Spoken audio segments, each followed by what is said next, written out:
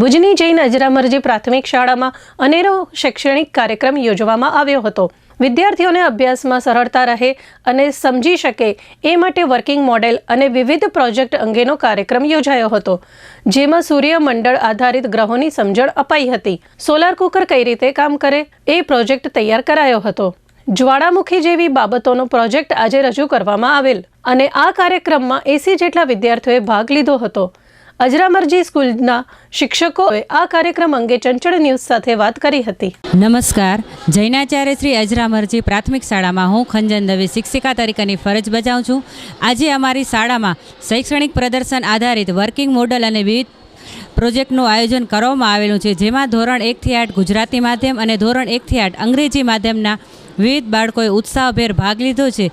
Working મોડલની અંદર સૂર્યમંડળ આધારિત વિવિધ ગ્રહો, સોલાર કુકર, જ્વાળામુખી જેવા વિવિધ અલગ અલગ પ્રોજેક્ટો અને દરેક વિષય આધારિત પ્રોજેક્ટનું આયોજન શિક્ષિકાના માર્ગદર્શન હેઠળ રજૂ કરવામાં આવેલું છે, જેમાં આશરે 80 જેટલા વિદ્યાર્થીઓએ ભાગ લીધેલ છે। મારું નામ રેશમા નઝીર સૈયદ, હું ભુજ ઇંગ્લિશ સ્કૂલ ટ્રસ્ટ સંચાલિત જૈનાચાર્ય શ્રી અજરામરજી પ્રાથમિક શાળામાં શિક્ષિકા તરીકે ફરજ બજાવું છું।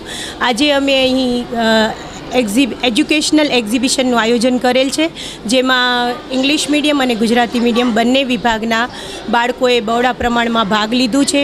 જુદા જુદા વિજ્ઞાનના પ્રોજેક્ટો, વર્કિંગ મોડેલ બનાવ્યા છે, આર્ટ એન્ડ ક્રાફ્ટ્સની છે વસ્તુઓ છે અને બર્ડ સેન્ચ્યુરી અને પર્યાવરણની જરૂરિયાતોની સમજ આપતા પ્રોજેક્ટો પણ બનાવ્યા છે। અને પ્રોજેક્ટ બનાવવા પાછળ એક શાળાનો એક એમ હોય છે કે વાલીઓ પણ એમને હેલ્પ કરે, સપોર્ટ કરે અને વાલીઓનું પણ ઇન્વોલ્વમેન્ટ રહે અને વાલીઓ બાળકો સાથે ઇન્વોલ્વ થઈને એમના ભણતરમાં ભાગ ભજવે।